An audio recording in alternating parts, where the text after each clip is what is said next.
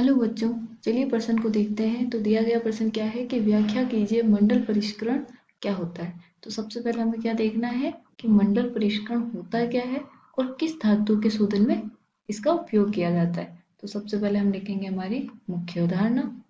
तो वो हो जाएगी मुख्य अवधारणा। तो वो क्या होगी हमारी धातु शोधन, धातु शोधन या परिष्करण की विधि। तो जो हमारा मंडल परिष्करण है वो क्या है, एक परिष्करण की विधि है, विधियां।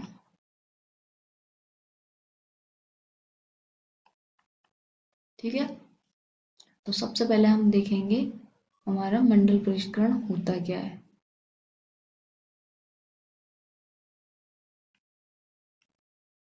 मंडल परिष्करण, तो ये पहले तो किस धातु के शोधन में उपयोग किया जाता है इसका।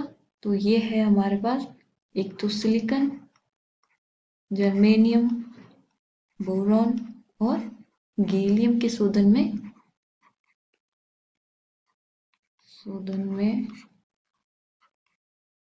प्रयोग की जाने वाली विधि है की जाने वाली विधि है। और ये किस सिद्धांत पर काम करती है, तो हम वो भी लिख देते हैं इसका सिद्धांत। तो इसके सिद्धांत के अनुसार क्या है कि कोई भी अशुद्धि है होती है ना, वो हमारी क्या करती है कि ठोस अवस्था के बजाय द्रव अवस्था में उसकी विलेयता, अशुद्धि की विलेयता क्या होती है, ज्यादा होती है। तो किसी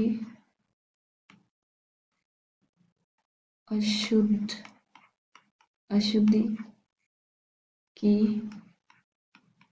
विलयन में विलेयता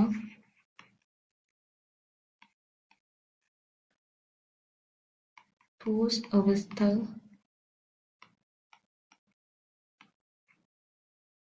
की तुलना में द्रव अवस्था में ज्यादा होती है, ज्यादा होती है। अब हम देखेंगे कि इसको हम परिष्करण करते कैसे हैं। तो ये हमारे पास क्या है, प्रायोगिक विधि है। तो इसमें ये जो दिया गया है, ये क्या दे रखा है, ये वाला जो है हमारा,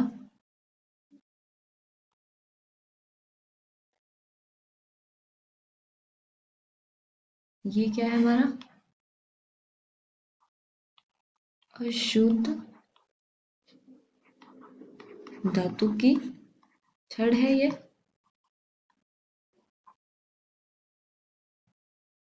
छड़, और ये जो है यहाँ पे क्या है हमारा वर्ताकार हीटर लगा है।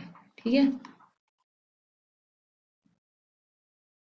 और ये जो है हमारी, ये है पुणे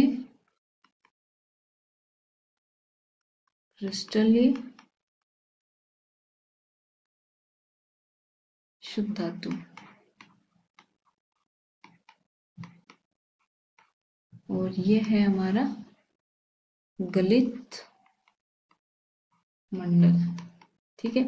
तो अब ये होता क्या है कि इस विधि में हमारा क्या होता है कि अशुद्ध धातु की पतली छड़ को वर्ताकार चलित हीटर में अक्रिय गैस के वातावरण में गर्म किया जाता है। तो हीटर क्षेत्र में धातु पिघलती है तथा हीटर के आगे बढ़ने पर अशुद्धियां भी पिघले हुए भाप के साथ आगे बढ़ती है। और बाद में क्या होता है हमारा, तथा गलित मंडल में चली जाती है और वो किनारे पे आके क्या करती है, जम जाती है। और उसको हम क्या करते हैं कि काट के अलग कर लेते हैं। तो यही हम लोग लिख लेते हैं आगे। तो सबसे पहले हम क्या लिखेंगे, इस विधि में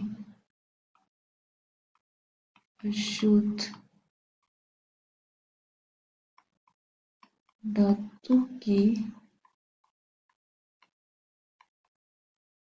पतली छड़ को वर्ताकार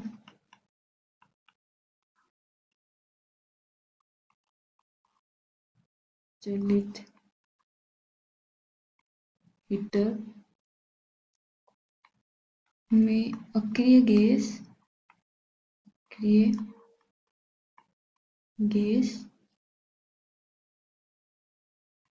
के वातावरण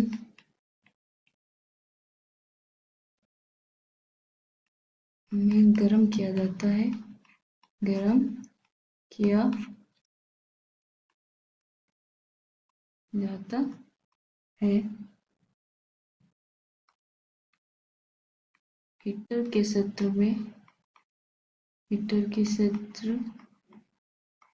में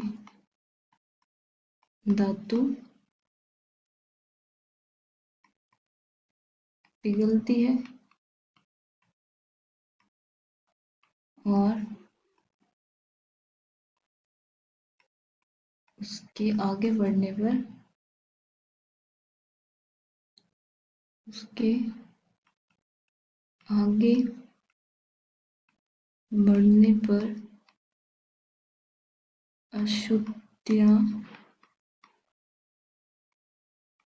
अशुद्धियाँ भी क्या होती है?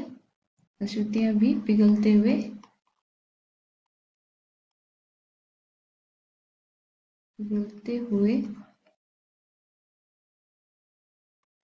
भाप के साथ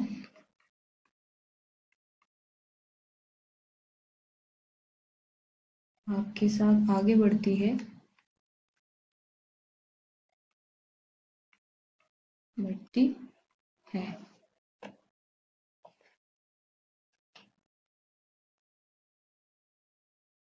तथा गलित मंडल में चली जाती है।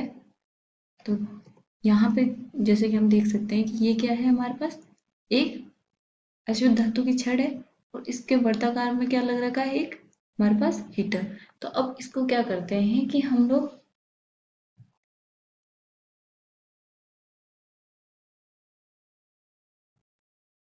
ये वाली हमारे पास छड़ है, तो इसके वर्ताकार ये क्या है, हमारा हीटर है।